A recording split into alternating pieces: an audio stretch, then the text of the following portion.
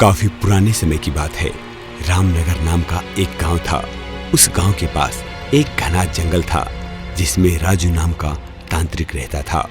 उस तांत्रिक को अपनी तंत्र विद्या पर बहुत ज्यादा घमंड था कि वह जिसे चाहे उसे अपने वश में कर सकता है और जिसे चाहे उसे मार सकता है।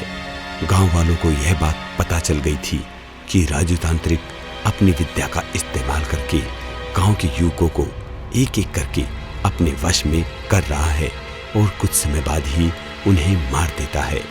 एक दिन रात के समय में गांव के लोगों ने एक टोली बनाई और उस तांत्रिक को मारने के लिए उसके घर की ओर चल दिए। हाँ भाई, इस तांत्रिक को तो हमें मारना पड़ेगा। अगर हम इसे नहीं मारेंगे तो ये तो गांव के सारे युवकों को ही मार देगा। सही कहते हो भाई, चलो उसके घर पे ही हमला बोलते हैं। जैसे ही वह सभी लोग उस तांत्रिक के पास पहुंचे तो तांत्रिक उस समय अपनी तंत्र विद्या में लीन होता है और तभी गांव के लोग उसे मिलकर उसकी कुर्सी से बांध देते हैं और आग लगा देते हैं। अरे अरे चामुंडा, अरे ये तुम क्या कर रहे हो? अरे अरे अरे मुझे ऐसे मत जलाओ। अरे अरे क्या कर रहे हो तुम लोग? वह तांत्रिक वहां उसी कुर्सी पर तड़प तड़प के मर जाता है।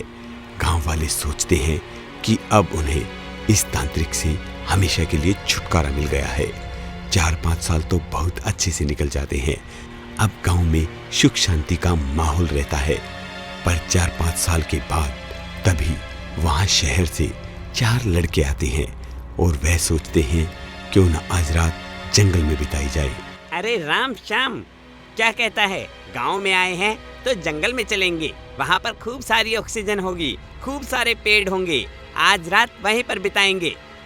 हाँ भाई, सही कहते हो। वहाँ बॉनफायर लगाएंगे और मजे लेंगे। हाँ हाँ, चलो वहीं पर चलते हैं। लड़के घूमते घूमते उस तांत्रिक के इलाके तक पहुंच जाते हैं। वहां वो लोग देखते हैं कि मकड़ी के जाले लगे हुए हैं। गीदड़ वहां भैंसे के मांस को खा रहे हैं। उनमें से एक लड़के का पैर उस कुर्सी से टकराता है जिस पर तांत्रिक को चलाया गया था और वह देखता है कि उस कुर्सी में कुछ अजीब है। बिना कुछ सोचे समझे वह लड़का उस कुर्सी पर बैठ जाता है और उस लड़के में उस तांत्रिक की आत्मा आ जाती है।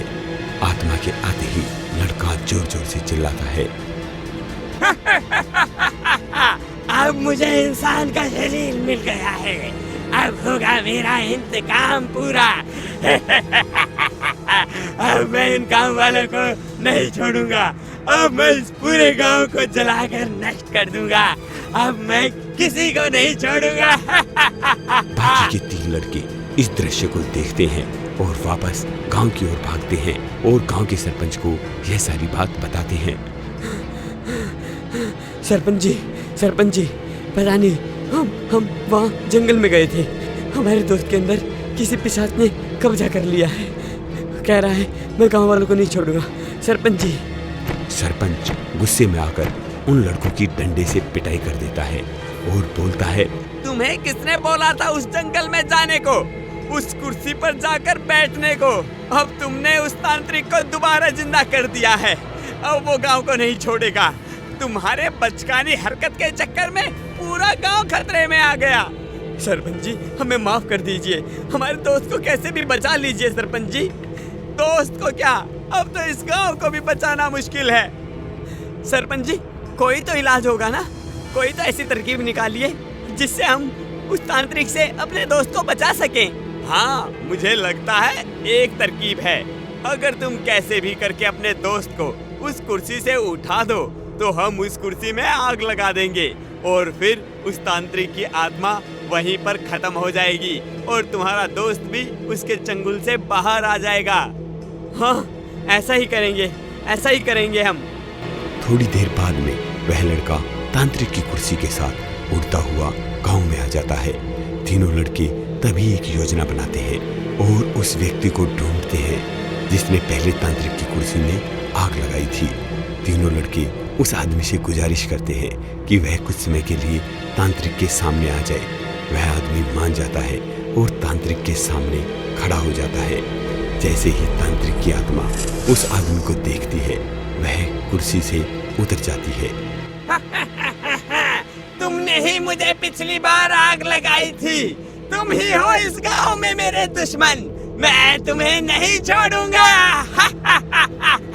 मैं सबसे पहले तुम्हें मारूंगा, उसके बाद इस गांव को आग लगा दूंगा। मैं इस गांव को खत्म कर दूंगा, शमशान बना दूंगा, शमशान।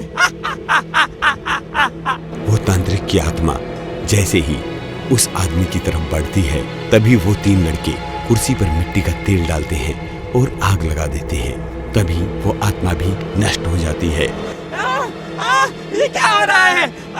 मुझ में आग लगा दी। तुम लोगों ने मेरे साथ धोखा किया है। मैं तुम्हें नहीं छोड़ूंगा। अब गांव वालों को उस तांत्रिक की आत्मा से छुटकारा मिल जाता है और वो चारों दोस्त भी खुशी खुशी अपने घर चले जाते हैं। दोस्तों, हमें इससे सीख मिलती है कि हमें अपनी विद्या का सही उपयोग करना चाहिए। कोई भी ऐसा काम नहीं करना चाहिए जिससे दूसरों को हानि हो। और दूसरी सीख हमें ये भी मिलती है कि कभी भी किसी अनजान जगह पर हमें नहीं जाना चाहिए और ना वहाँ पर किसी अनजान वस्तु को छूना चाहिए।